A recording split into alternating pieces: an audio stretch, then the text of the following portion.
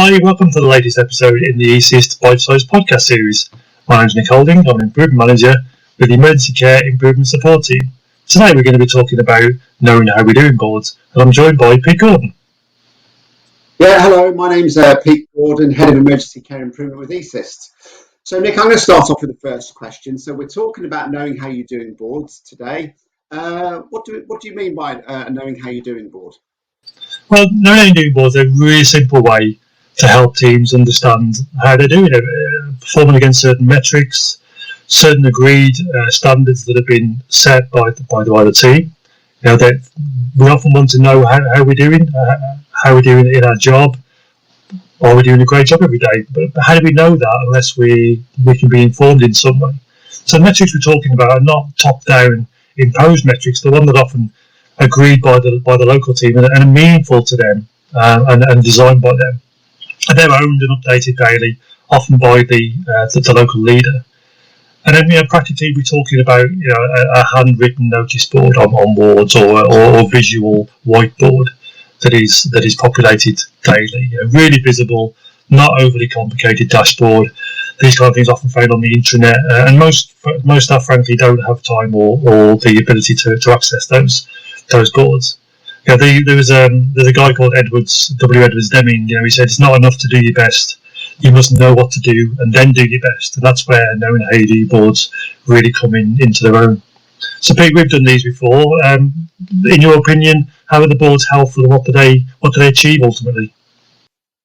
Well, they're helpful because while we're talking, aren't we, predominantly around emergency care and for wards and departments, and firstly, it means the staff can, the multidisciplinary teams can see exactly how they're doing. So if they're working, for example, on earlier discharge, having a run chart on the percentage of patients who leave hospital for midday, they can say, well, hey, we're doing really well. We've got above 30% consistently, or hey, we're at 12%. What can we do to improve it? So it's the things that you just said, Nick, really. It's that people actually can see how they're doing, and then also the opportunities for improvement. I also find having a huddle around a knowing how you're doing board empowers teams, with a bit of energy. Hey, our number of discharges are going down, or the number of long stay patients is going up. What can we do about it? So I think it helps to exactly say what it does in the tin. How are we doing at the moment, and what can we improve? And the big thing about them is that they're visual, so they're in front of you. If you're on a board, you can have 5 minutes, a little huddle every day to say, guys, are we improving or are we not? So I think there's some of the main things, Nick. So let me ask you a question, Nick. So how else can they be used? Is there an opportunity to bring them into standard work?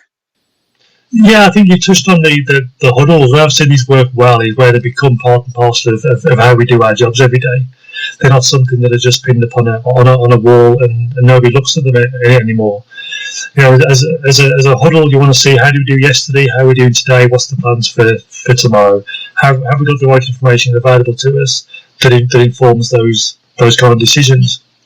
But also continuing from that, there may be an opportunity to have a weekly review that then generates improvement ideas for the future week. So improvement becomes part and parcel of what we do, but it's informed by evidence and the data that sits behind it, which helps you progress further on.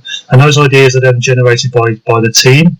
Standard work becomes the team generate their own ideas and their own improvement, rather than being outsourced to a different team who may come in and you may feel done to. These are actually owned very, very locally. And those reviews can really give a time to pause for a bit and think about, are we heading in the right direction? And I've read recently about this concept of red work and blue work, where red work is the doing work, but blue work is the thinking time. And how often can we incorporate blue work into our standard routine? And that's where you got those. So a daily huddle would be classed as blue work before we return to red work and start thinking about actually doing the job again. But always building in those once or twice a day huddles that we can come back and say how are we getting on. And then the end of the week review, maybe to look at the bigger picture and start to develop some improvement ideas moving forward that helps us get to the root cause of some of the more stickier problems that we're facing on the wards, and can't shift those metrics. So that's really about how we can start to think about building these boards into standard work, so they become part and parcel of what we do every day, rather than just a board that maybe we see at the entrance to our department, but don't really engage with that much and interact with.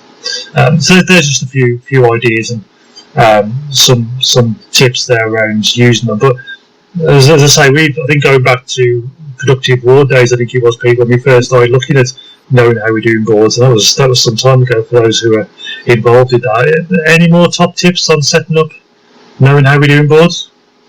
Yeah, I think so. I think something you mentioned earlier on, Nick, which was, letting the teams decide on the measures there that they're going to use. So if it's around urgent emergency care, it could be the number of discharges per day, it could be the time of discharge, it could be the number of patients to be in for 7, 14 or 21 days, but let them decide.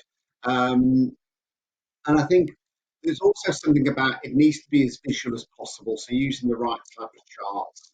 So for example, it could be a run chart or a statistical process control chart, or if it's something else, it could be a Pareto chart. What are the top 3 things that are causing, this issue? And I think also really robust process. So wards are really busy places. So a really robust process to get the information on the board, so it's not dependent upon I don't know, a nurse or a ward manager having to hunt down the information.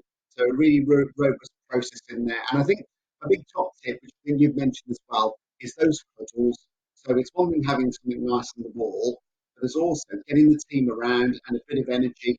Guys, this is how we're doing. We're doing really well. This is improving. Well done. Brilliant work.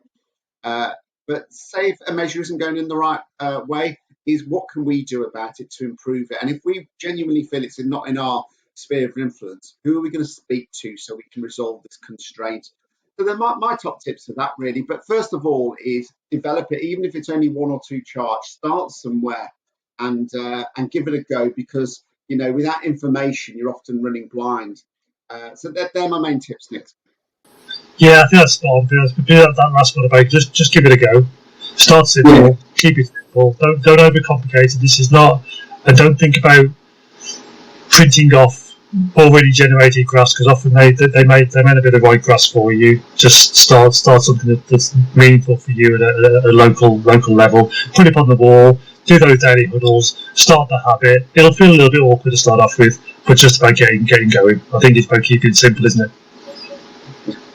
Yeah, so, mate, thanks a lot for your time today, mate. That's been really interesting talk. These podcasts are available on our YouTube channel. We loads more content there, so go and have a look, see what else is around. But for this one, thanks very much, Pete, and see you soon. Thanks, Nick.